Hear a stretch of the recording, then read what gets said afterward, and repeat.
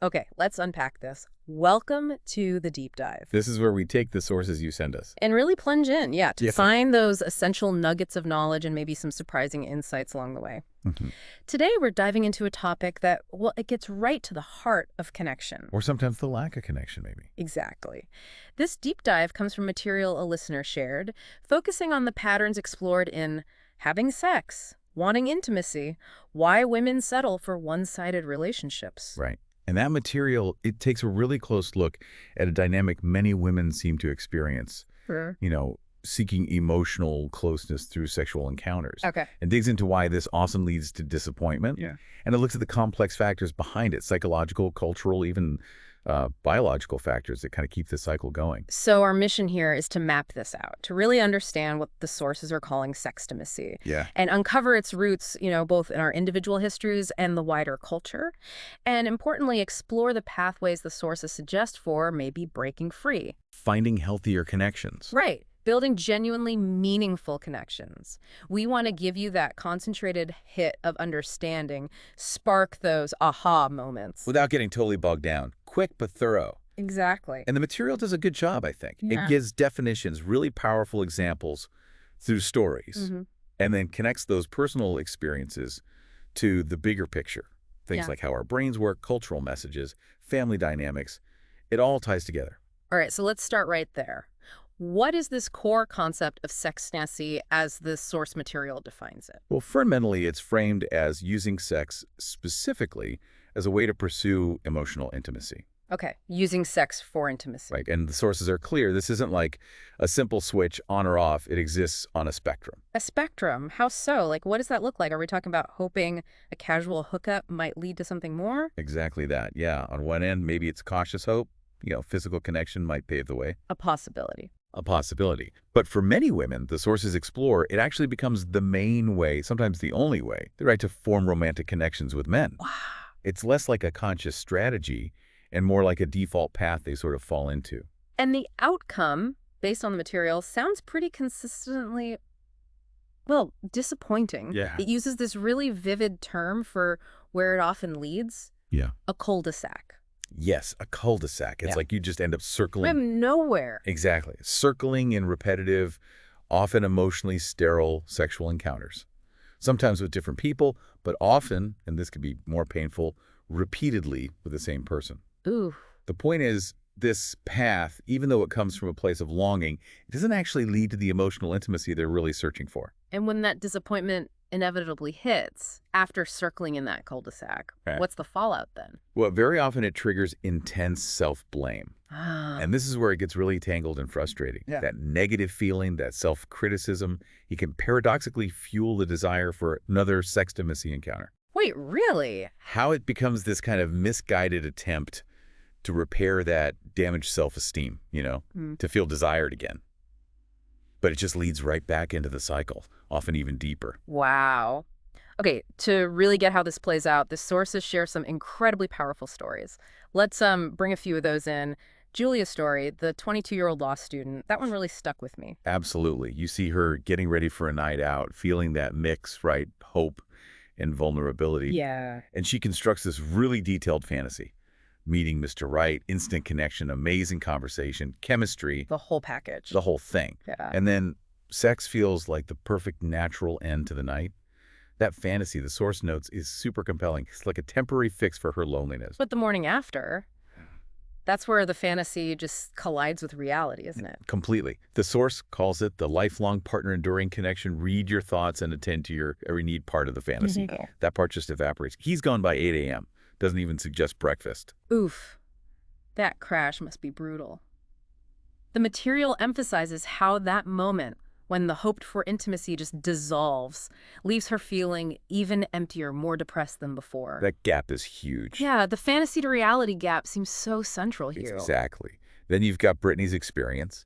A hookup initially gives her this big surge of self-esteem. Right. She felt bigger than life just because this guy, Drew, was interested in her. But again, the connection she wanted Just happened. just doesn't follow. He gives her like a quick high five in the hall, makes a joke, Yeah.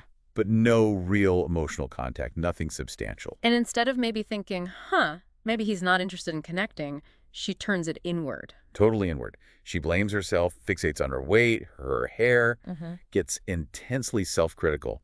And that disappointment, fueled by the self-blame, it doesn't push her towards healthier options. No. It drives her back to hookups, often with the same guy Drew, trapped by that hope that this time, It'll be different. exactly, that maybe this time the fantasy will come true. And Marissa's story starts even younger, right? At 14. Yeah, feeling overwhelmed, anxious about male attention, feeling awkward because her friends seemed okay with it. She impulsively lost her virginity on a park bench, told herself she needed to be like her friends, that sex would help her grow up. But it didn't work like that. Not at all, according to the material. It didn't resolve the tension. It actually started this painful pattern of one-night stands, getting labeled a slut. Wow.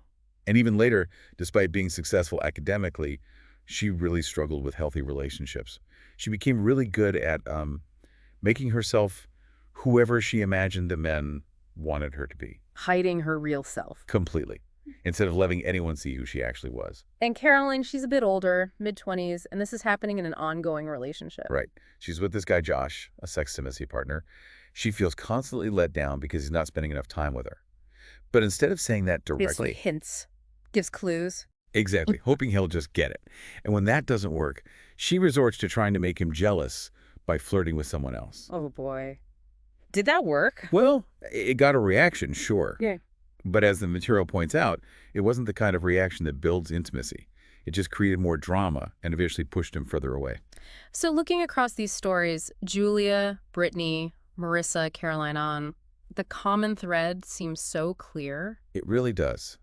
There's this deep, unmet longing for connection, or maybe validation. Yeah. Then mistakenly identifying sex as the way to get it, and then the inevitable outcome, that crushing disappointment, emptiness, and real damage to self-esteem when the intimacy doesn't materialize. Okay, so these stories really paint the picture of the pattern, but let's dig into the why. Why is this pattern so common, so sticky? The sources really get into the underlying roots, and it seems like there's several layers. Exactly. What the sources really highlight is that repeatedly engaging in sextimacy isn't just like bad luck in dating. It's deeply linked to underlying emotional and relational difficulties. A core issue they identify is often a fundamental lack of self-understanding and self-acceptance. And what does that lack of self-understanding look like on the inside? How does it feel? Well, it shows up as pretty significant internal struggles. Things like feeling painfully self-conscious, especially about bodies. Yeah. Experiencing persistent low mood or depression. Getting trapped in that repetitive negative thinking loop, what psychology calls rumination. Rumination, okay. Yeah. And often there's a real discomfort with true emotional intimacy, which makes it hard to find or even be a truly committed partner. You get this pervasive feeling of being alone, unfulfilled. And difficulty with needs. Big difficulty understanding or even just articulating their own emotional needs. So sex, in that context, it becomes like a quick fix. For the bad feelings. Exactly. For the low self-esteem, the hopelessness. But this is crucial. Relying on sex for that fix actually prevents them from developing the very emotional and relationship skills they need for healthy connection. It's a trap. The sources also point back to early experiences, right? Childhood, adolescence. Definitely. There's this idea that if a woman's initial sexual coming of age involved using sextimacy to feel close or accepted. Like Monica's story. Moving a lot, feeling excluded. Exactly like Monica. She used sexual availability to gain acceptance from peers.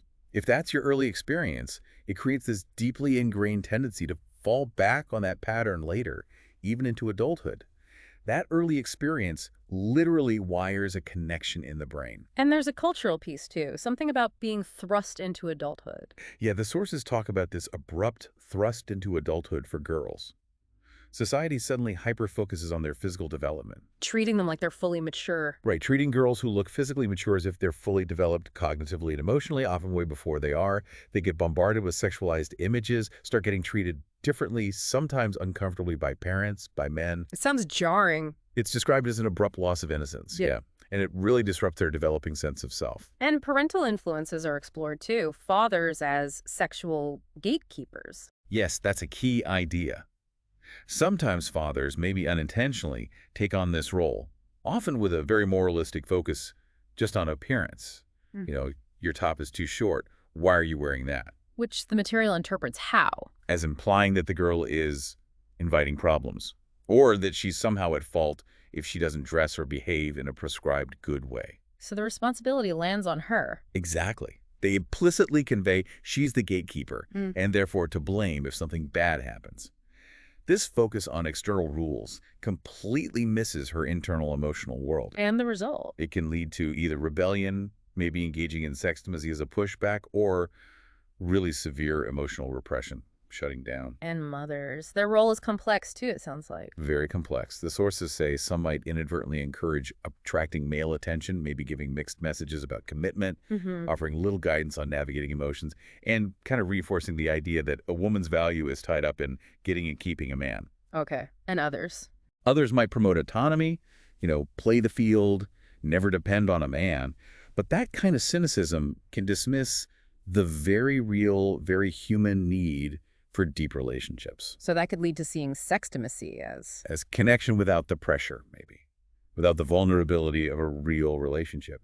The sources suggest both approaches can leave girls without a crucial roadmap for how to actually merge passion and intimacy. How do you put those together healthily? And layering on top of that is the impact of invalidating emotional environments at home. Right. If you grew up being criticized or dismissed for expressing your emotions. But maybe still expected to listen to everyone else's problems. Exactly. Used as an emotional receptacle, but your own feelings aren't welcome. You learn very early on to stifle negative emotions, to put on an inauthentic self that fits what others expect. And as an adult? As an adult, that pattern can lead you to unconsciously choose partners who also invalidate your feelings. You end up repeating that dynamic without even realizing it. This seems to connect directly to that rumination you mentioned earlier, that repetitive negative thinking. It absolutely does. Rumination is like internalizing all those invalidating experiences, overthinking, second-guessing, constantly telling yourself your negative emotions are wrong or a sign of failure, what's wrong with me. Yeah. The sources describe it as this passive, almost helpless cycle. And the research cited shows women are more prone to this. Statistically, yes. Women are more likely to ruminate than men, and it's strongly linked to higher rates of depression in women, starting right around adolescence. It feels productive, maybe? Like you're figuring things out? It can feel like that, but the sources say it actually just prolongs the distress and totally drains your emotional energy. And when you're feeling that depleted, fantasy becomes an escape, which can also lead back to sextimacy. Exactly. Fantasy, in this context, is imagining scenarios where male desire is the magic key. It brings love, acceptance. But it's a selective fantasy. Highly selective. Here's the critical piece the sources highlight. The fantasy deliberately leaves out the reality of the partner's actual lack of interest in deeper connection. Like Brittany going back to Drew. Perfect example. She's fueled by the fantasy. She's seeing the potential partner she imagined, not the real guy who consistently fails to connect emotionally. And then the sources bring in neuroscience to explain how deep these patterns run. Cells that fire together wire together. Right. It's not just metaphorical. Repeated negative experiences, criticism, judgment, feeling alienated, those failed connections, they literally wire a negative self-image pathway in your brain. It becomes the default. It becomes the familiar road, yeah. Super easy for your brain to slip into it. You become, as the source says, wired for a negative self-image. Which explains why positive experiences sometimes don't stick. Exactly. They don't fit the existing wiring. And worse, it can unconsciously draw you towards partners who, frustratingly, seem to confirm that negative view you have of yourself. There's also implicit memory from early caregivers. Yeah. Those early patterns, how your caregivers responded or didn't respond to your needs, they get stored unconsciously deep down. So you expect the same later. You can unconsciously expect similar treatment, maybe indifference, avoidance from adult partners. Your brain, the material suggests, essentially has a rough draft for how it expects love to proceed. Wow. And it starts filling in the details to match that draft, that initial spark you feel with someone. It might just be your brain recognizing that familiar, possibly difficult pattern. And finally, the cultural messages we're all swimming in. Huge role. We're in what the sources call a narcissistic culture, heavily promoting focus on external appearance. They mention things like the body project. As a way to manage internal distress. Exactly. Use the outside to fix the inside, and this continues right into womanhood. You see it everywhere. Media, advertising, those self-help books about pleasing men, cosmetic procedures pitched as solutions, reality TV like The Bachelor, they constantly reinforce focus on appearance and gaining male approval. It creates, as the sources put it, massive gaps in understanding sex and partnership from a woman's own perspective. Right. What about her needs, her desires, often erased? And judgment comes with it. Intense societal judgment. This crazy pressure to be perfect, like little dolls. Both seductive and innocent. Simultaneously. Yeah. And successful everywhere. Girls are sort of invited to use their sexuality for acceptance, but then bam, punished with judgment. Labeled fast girls, slut-shaming. And women judging each other, too. Sadly, yes. Labeling confident women, all that. It's like a setup for failure, really. So, okay, with all these powerful factors, the internal roots, the brain wiring, the cultural soup, it makes sense that relationships built on this foundation often feel really one-sided. How do the sources describe those dynamics playing out? Well, a very common pattern they describe is the unknown known dynamic. Unknown known. Yeah. You might be drawn to partners who find you desirable, physically, but only as long as your emotional needs stay hidden, suppressed. Because you learn, maybe through experience, to keep it all pretty on the outside. You sense the partner becomes inattentive, distant, maybe just uninterested the moment you show deeper feelings or vulnerability. So being liked becomes more important than being known. Completely. Ensuring you're liked trumps everything. This leads to constantly morphing yourself to fit what you think they want. And you don't test the waters, don't see if they could connect deeper. You're often too afraid to. It's Samantha's story with the dream guy who was actually really self-absorbed. Her inability to see or acknowledge his flaws, his limitations, actually enabled his behavior. And this hiding, this morphing, it makes healthy communication almost impossible, right? Totally cripples it. Women in this pattern often mask their real thoughts and feelings because they're terrified of conflict. Believing relationships should be easy, blissful. Exactly. Absorbing that myth. So they minimize their own distress. Oh, it's not a big deal. I'm just hormonal. And they pile on self-criticism, thinking good girls have perfect, easy relationships. Losing your voice. Losing your voice, which the material points out is just a surefire way to keep dysfunction going in a relationship. There was a surprising finding about communication styles, too. Yes. Statistically, research cited shows women are more likely than men to use those indirect strategies, pouting, hinting, just generally being in a negative state, hoping the partner picks up on it. While men are more likely to be direct. More likely to use direct communication, yeah. Mm-hmm. The sources suggest women might shy away from direct talk precisely out of fear. Fear of what they might hear. Fear of hearing something really disappointing about the partner's commitment or capacity for intimacy. But the material hammers this home. Direct communication, even if it's hard, is essential. To get the real picture. To get the necessary data to know where the partner really stands. Remember Caroline hinting and flirting? Yeah. Imagine if she'd risked asking directly, hey, I'd really like to spend more time with you. How do you feel about that? Different conversation. So asking directly, even if the answer isn't ideal, gives you information. Power, really. It is empowering, yes, even if it feels risky. It allows informed choices. And this impaired communication often attracts partners with similar struggles, locking couples into these frustrating loops. The sources mention something about instability being attractive, like the bridge study. Yeah, they touch on that briefly. How arousal from fear can be mistaken for attraction. It hints that insecurity can sometimes increase investment, but clarifies. That's not healthy intimacy, it's a misattribution. And then there's a biological layer complicating things even more, oxytocin. Right, the bonding chemical.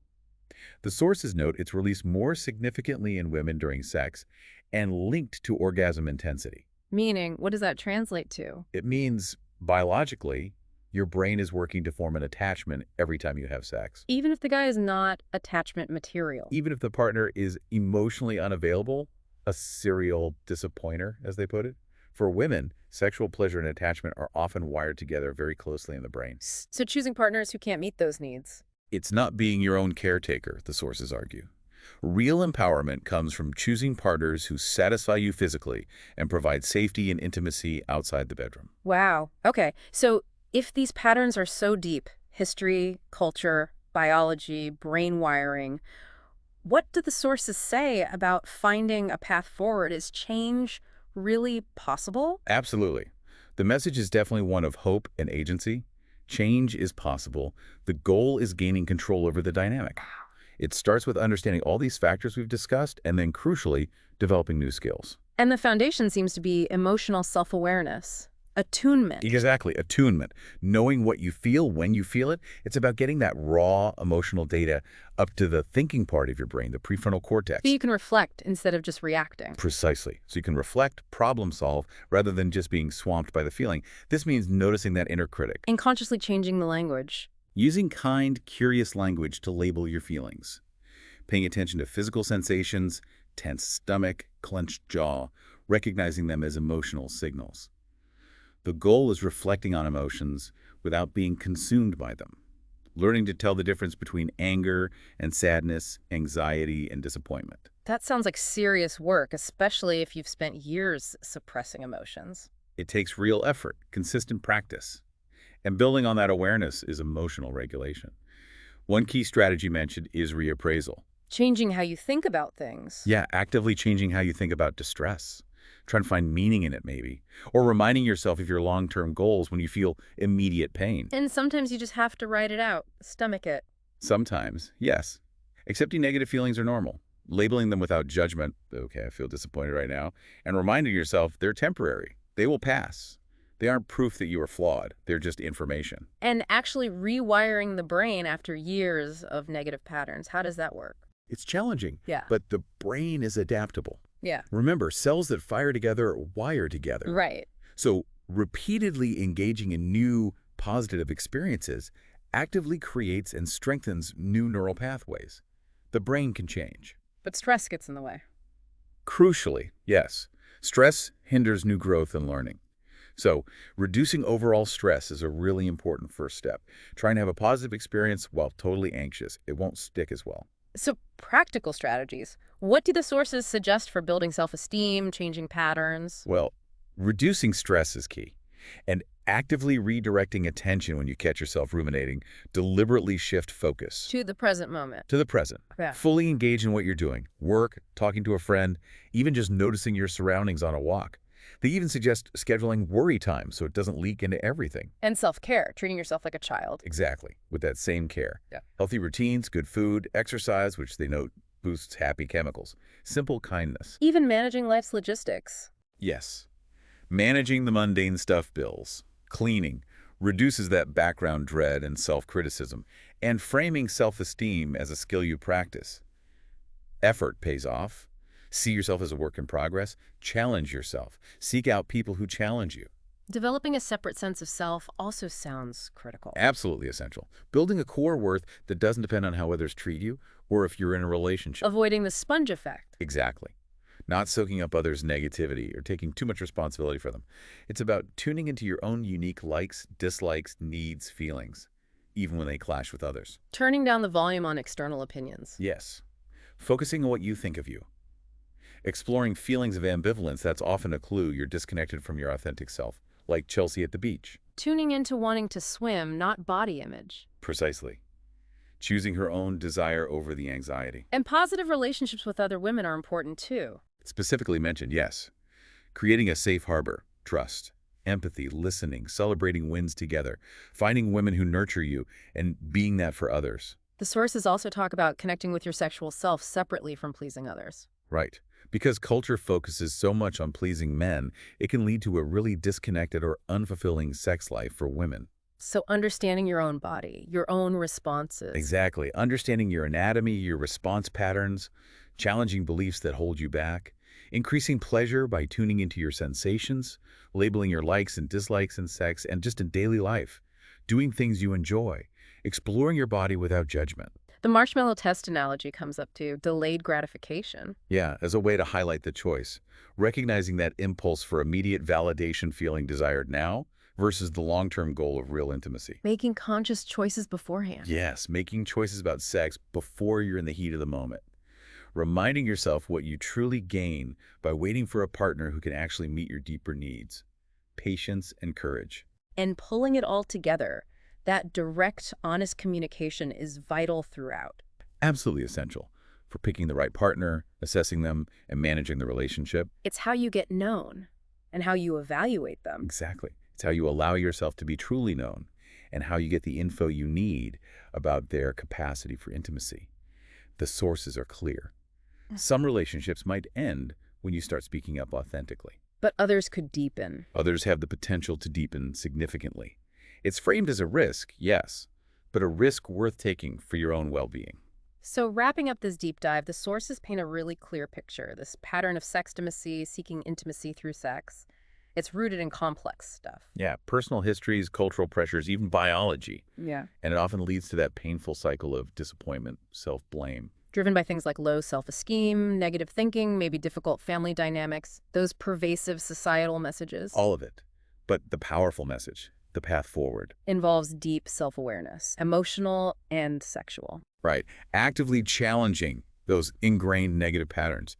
Building a sturdy sense of self-esteem that isn't dependent on external validation. Developing those direct communication skills. And consistently choosing long-term fulfillment over that temporary hit of validation. The sources also acknowledge the bigger picture, right? The societal pressures, mistreatment of women. Yes, they provide that important context. Global violence, mistreatment, those contribute immensely. But the focus remains on your individual agency, your power to navigate your own patterns and make different choices within that context. And that feels incredibly empowering, doesn't it? You're not just stuck with these patterns. Not at all. You control your actions and reactions now. Treating yourself with acceptance, kindness, challenging yourself to grow, that builds what they call a sturdy sense of self. Which naturally attracts healthier relationships. And helps you thrive within them. And instead of just, I suck at relationships. Yeah, break it down. Identify specific areas for growth. Managing conflict. Expressing needs. Tolerating differences. Get specific. And I love that final image from the material. Build a satisfying life first. Meaning, purpose independent of romance. Exactly. So when you do find the right partner, he will be the cherry on the ice cream sundae of your life, but just the cherry. the sundae has to be good on its own. Love that. So thinking about everything we've unpacked, especially that neuroscience piece, the brain being wired to repeat what it knows. Yeah. How might becoming more aware of your brain's specific wiring, those default paths, actually help you consciously create a new experience of love? And maybe connect that to the idea that our relationships, especially the positive ones, don't just feel good. They might actually have the power to help rewire the brain's expectations about love itself.